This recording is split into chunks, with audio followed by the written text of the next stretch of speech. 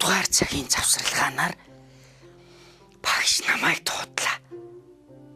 Гуниг хоёрын аль нэг нь багшаар намайг дуудууллаа.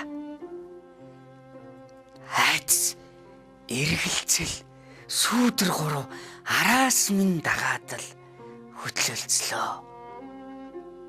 Багш нарын өрөөний цоожны нүхээр шагаасан багш минь ганцаараа дэвтэр засаж суунаа.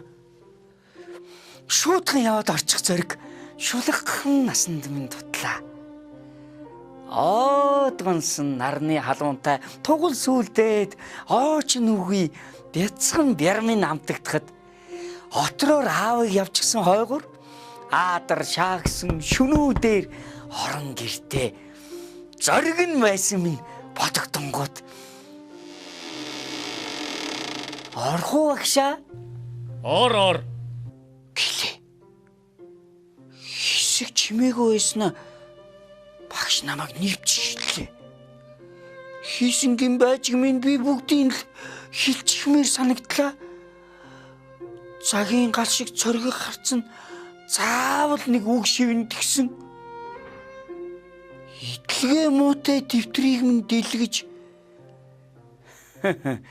энэ бодлогыг чи хүнээс будаалжээ. Гү ядахтаа чи зөв хуулчихсан бол ялахгүй гэр хайг чинь үнэлж дунд тавих байсан юм.